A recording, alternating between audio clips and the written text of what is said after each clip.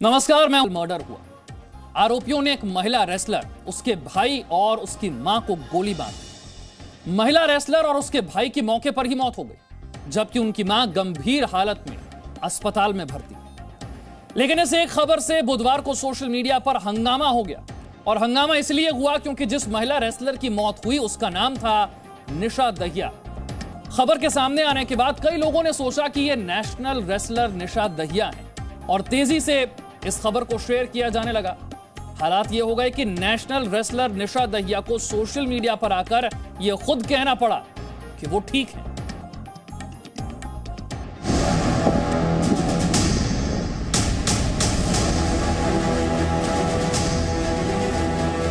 Hello, मेरा नाम निशा है और मैं सीनियर नेशनल खेलने आई हूँ गोंडा में, और मैं बिल्कुल ठीक हूँ। और ये फेक न्यूज़ है, मैं बिल्कुल ठीक हूँ।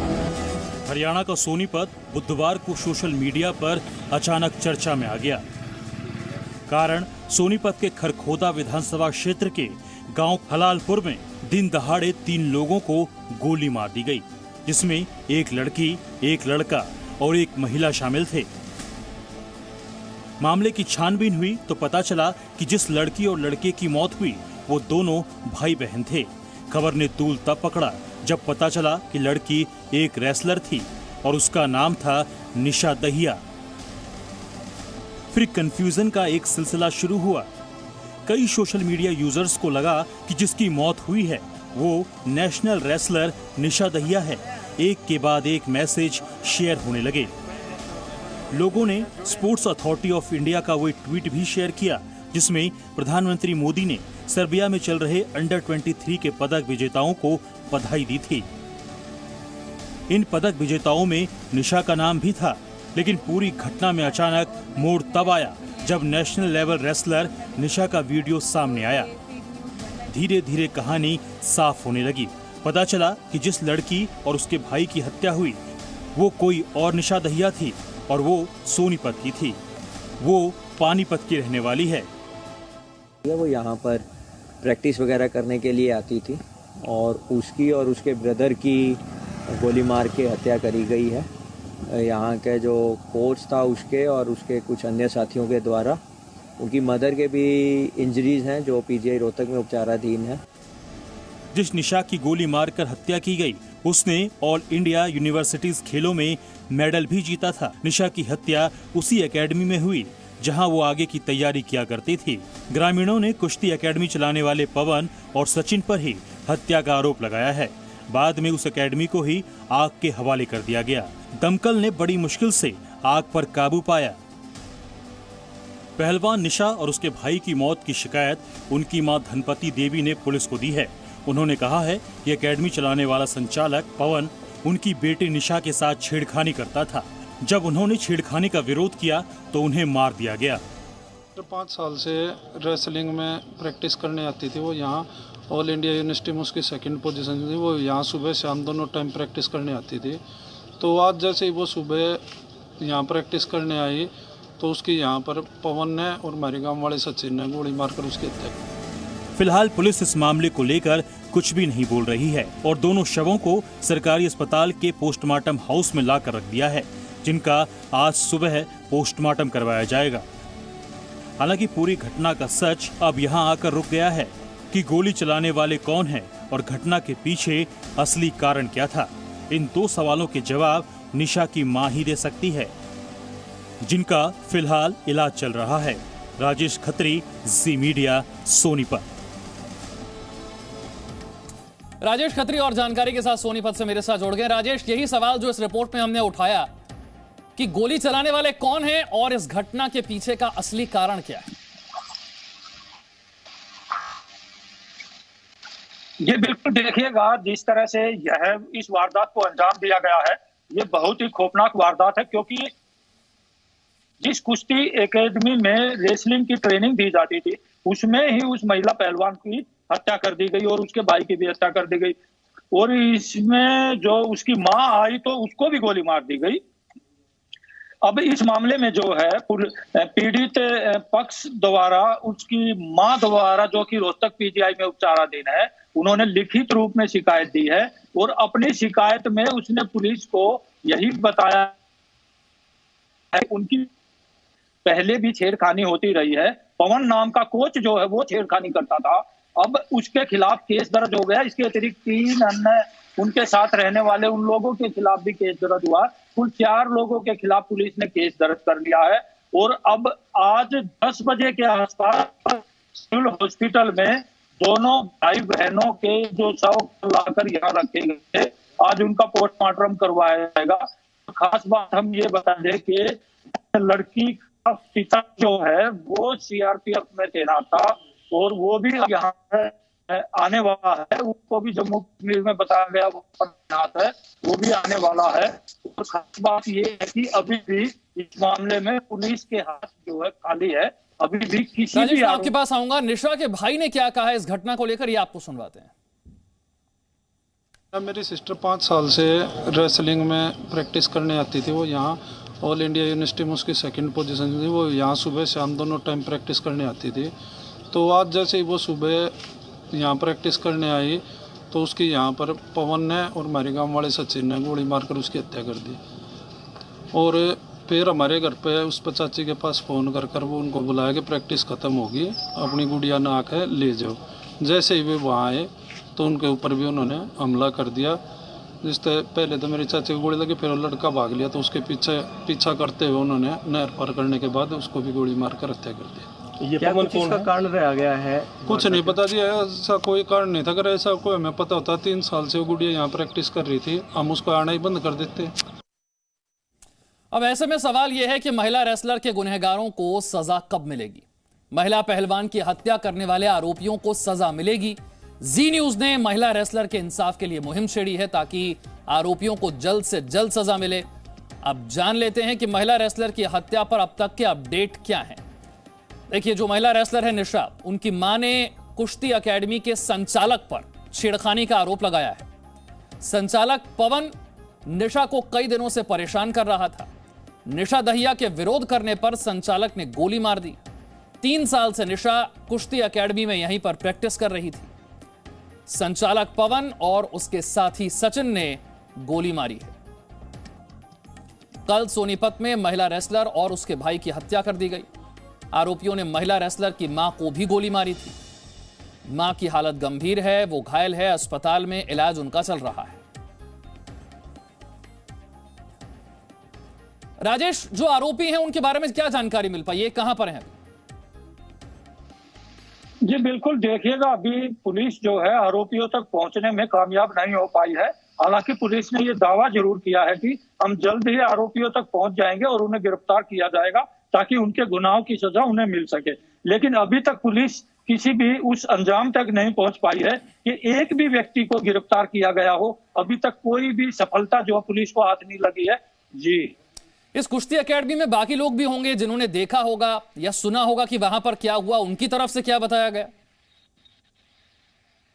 जी बिल्कुल, देखिएगा ये सुशील कुमार नाम से एकेडमी जो है पवन कुमार चला रहा था और यहाँ हलालपुर गांव जो है सोनीपत के खरखोदा विधानसभा क्षेत्र का गांव है, यहाँ का वो दामाद था। खास बात यह है कि यहाँ इस एकेडमी में फिलहाल जो है 8 से 10 लड़कियां जो है वो यहाँ पर कुश्ती की ट्रेनिंग लेती थी। इसके अतिरिक्त यहाँ पर 45 के करीब दिल्ली और हरियाणा क्षेत्रों के बच्चे जो हैं वो भी कुश्ती की ट्रेनिंग लेते थे। वो मौके पर ही वहां थे और उनके सामने ही इस पूरी वारदात को अंजाम दिया गया। बाद में जैसे ही उनके परिजनों को ये पता लगा कि यहाँ पे गोलीबारी हुई है और वो सब अपने बच्चों को लेकर यहाँ से चले गए और रात के समय पूरी कुश्ती एकेडमी को ग्रामीणों ने गुस्से में आकर आग के हवाले कर दिया। और बिल्कुल उस दौरान यहाँ पर पुलिस भी मौजूद थी, लेकिन पुलिस भीड़ अधिक होने की वजह से कुछ नहीं कर पाई। लेकिन दमकल विभाग की गाड़ियों ने मौके पर पहुंचकर आग पर बड़ी मुश्किल से काबू पाया। जी, निशा जो है वो कितने वक्त से यहाँ पर ट्रेनिंग कर रही थी? जी बिल्कुल, देखिएगा निशा जो है उसके परिजनों ने जिस तरह से बताया कि 5 वर्ष पहले उसने कुश्ती के क्षेत्र में कदम रखा और पिछले 3 वर्षों से वह यहाँ इस कुश्ती एकेडमी में कुश्ती की रिहर्सल कर रही थी। उन्होंने बाकायदा यूनिवर्सिटी स्तर पर 2nd पोजीशन भी इंडिया लेवल पर हासिल किया था और उनकी कोशिश ये थी कि वह महिला अच्छी रेसलर बन सके और देश के लिए मेडल जीत सके। लेकिन उनके जो कोच जो है उन्होंने इस मंसूबे को कामयाब नहीं होने दिया और उसकी कुश्ती जो है वो अधर में लटक गई है, उनकी जान ही चली गई है। इस तरह की कुश्ती एकेडमियों में खौफनाक वारदात को अंजाम देना आने वाले समय के लिए यह काफी चिंतनीय है। जी, निशा की मां की तरफ से शिकायत दर्ज करवाई गई है, उस शिकायत में क्या कहा गया है? जी बिल्कुल, निशा की मां ने बाकायदा 2 पेज का जो है लिखित रूप में बाकायदा पुलिस को शिकायत दिया है। शिकायत में निशा की मां ने साफ तौर से ये कहा है कि बाकायदा जो पवन जो है वो उनकी बेटी के साथ छेड़खानी करता था और पहले भी करता रहा है। उन्हें समझाने का प्रयास किया गया लेकिन वो नहीं माना। कल फिर उनकी बेटी के साथ छेड़खानी हुई है, विरोध किया गया तो उनकी बेटी को गोली मार दी गई। उसका भाई भी मौके पर आया है, उसे भी गोली मार दी गई और उसकी मां ने कुछ बोला तो उसको भी गोली मार दी गई, जिसमें जो है उसके भाई की और महिला पहलवान की मौके पर ही मौत हो गई और उनकी मां जो है वो घायल है और पीजीआई रोहतक में उनका इलाज चल रहा है। जी देखिए, हरियाणा के सोनीपत की यह घटना, बुधवार शाम को यह डबल मर्डर हुआ। आरोपियों ने एक महिला रेसलर, उसके भाई और मां को गोली मार दी। महिला रेसलर और उसके भाई की तो मौके पर ही मौत हो गई, जबकि मां गंभीर हालत में अस्पताल में भर्ती है। लेकिन इस एक खबर से बुधवार को सोशल मीडिया पर हंगामा हो गया। हंगामा इसलिए हुआ क्योंकि जिस महिला रेसलर की मौत हुई उसका नाम था निशा दहिया। खबर के सामने आने के बाद कई लोगों ने सोचा कि यह नेशनल रेसलर निशा दहिया है। तेजी से इस खबर को शेयर किया जाने लगा। हालात यह हो गए कि नेशनल रेसलर निशा दहिया को सोशल मीडिया पर आकर यह खुद कहना पड़ा कि वो ठीक है। तो सवाल यही है कि महिला रेसलर के गुनहगारों को सजा कब मिलेगी? हत्या करने वाले आरोपी इस वक्त कहां है? जी न्यूज ने महिला रेसलर के इंसाफ के लिए यह मुहिम छेड़ी है ताकि आरोपियों को जल्द से जल्द सजा मिल सके। महिला रेसलर की हत्या पर क्या अपडेट है, यह हम आपको बता रहे हैं। राजेश खत्री मेरे सहयोगी जो हैं वो सोनीपत से मेरे साथ जुड़े हुए हैं। राजेश से समझते हैं कि अब मां जो हैं उन्हें भी गोली मारी गई, वो अस्पताल में भर्ती हैं, उनकी हालत कैसी है? जी बिल्कुल, देखिएगा फिलहाल जो है उनकी मां धनपति देवी की हालत जो है वो शिथिल है और उनका इलाज जो है वहां पर किया जा रहा है। इसके अतिरिक्त हम दर्शकों को ये भी जानकारी देना चाहते हैं कि अब पूरे अक्षेत्र में, हम कहें कि हरियाणा अक्षेत्र में और दिल्ली अक्षेत्र में ये चर्चा जरूर फैली हुई है कि आखिर अपने बच्चों को कुश्ती एकेडमियों में भेजेगा तो उनके साथ छेड़खानी होगी। इस तरह की चर्चाएं जो है काफी आगे बढ़ रही है, क्योंकि विषय ये है कि जब वहां पर महिला रेसलर अपनी ट्रेनिंग के लिए जाती हैं और कोच उन पर बुरी नजर रखते हैं, यह काफी गंभीर विषय है। क्योंकि आने वाले समय में लड़कियों को भी ओलंपिक में मेडल जीतने हैं और बहुत सारे खेल प्रतियोगिताएं देश लेवल पर होती है और विदेश लेवल पर होती है, उनमें आगे बढ़ना होता है। अगर उनके साथ इस तरह की हरकतें लगातार होती रही तो ये काफी गंभीर विषय है और चिंतनीय है। जी, जिन 2 लोगों पर केस दर्ज किया गया, इनके बारे में क्या जानकारी, जो संचालक हैं? जी बिल्कुल, देखिएगा जिस तरह से पवन है और सचिन है, इसके अतिरिक्त 2 हैं, उनके ऊपर भी केस दर्ज हुआ है और रोहतक जिले के गांव के वो रहने वाले हैं, जिनकी तलाश में पुलिस ने रात भर दबिश जरूर दी है, लेकिन अभी तक कोई कामयाबी जो है पुलिस को हाथ नहीं लगी है। और अभी के जिस तरह से 4 लोगों के खिलाफ मुकदमा दर्ज हुआ है, कोई भी पुलिस की पकड़ में नहीं आया है।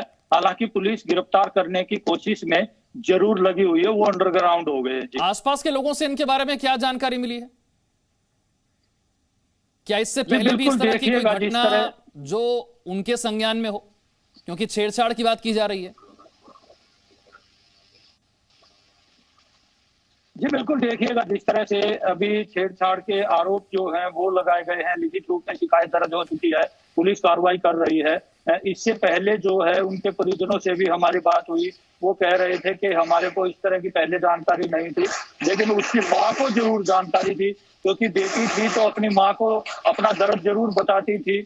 और उसकी माँ ने पहले भी उनको, पवन को जो है समझाने की कोशिश की थी। वो कुश्ती एकेडमी का संचालक भी है और बाकायदा वो कोच भी है। इस तरह से अधिक जानकारी जो है उसकी माँ को थी और उसकी माँ ने ही लिखित शिकायत जो है पुलिस को देकर ये कहा है कि उनकी बेटी के साथ छेड़खानी होती थी, विरोध किया तो गोली मार दी गई थी।